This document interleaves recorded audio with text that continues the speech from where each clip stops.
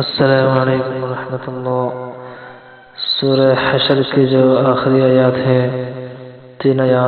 آخری تین آیات، اعوذ باللہ السمیع العلیم من الشیطان الرجیم، 3 مرتبہ پڑھ کے آخری 3 آیات کی فجر کی نماز کے بعد پڑھے گا تو اس کا جو ہے پورے مغرب تک کی ذمہ داری اللہ لے لیتا ہے۔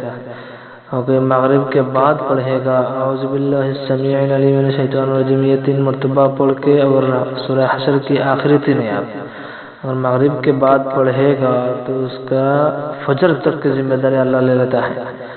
اتنا مطلب اتنا فضیلت ہے اس میں، اس لیے اس میں انشاءاللہ عمل کرنا چاہیے۔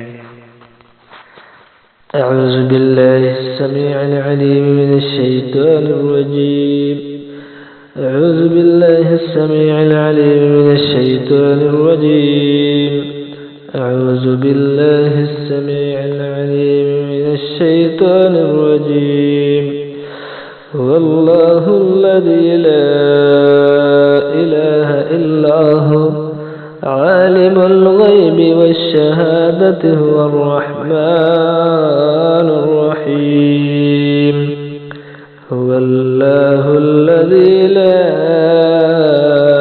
الہ الا هو الملك القدوس السلام المؤمن المهيمن العزيز الجبار المتكبر، سبحان الله عما يشركون، والله الخالق البارئ المصور له الأسماء الحسنى، يسبح له ما في السماوات والأرض، وهو العزيز الحكيم، صدق اللہ العظیم۔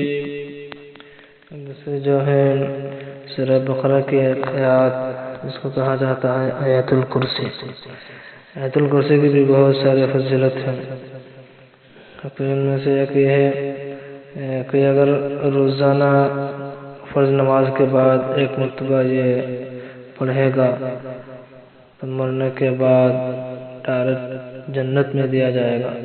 یعنی جنت میں جانے کے لیے ایک ہی پردہ رہتا ہے اس کے لیے، یہ ہے موت، یعنی موت کے ساتھ ہی ساتھ انشاءاللہ جنت میں دیا جائے گا۔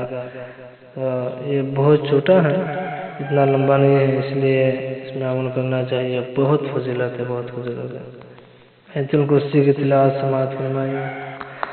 بسم اللہ الرحمن الرحیم، اللہ لا الہ الا هو الحی القیوم، لا تأخذه سنة ولا نوم، له ما في السماوات وما في الأرض، من ذا الذي يشفع عنده إلا بإذنه، يعلم ما بين أيديهم وما خلفهم، ولا يحيطون بشيء من علمه إلا بما شاء، وسع كرسيه السماوات والأرض، ولا يؤوده حفظهما، وهو العلي العظيم،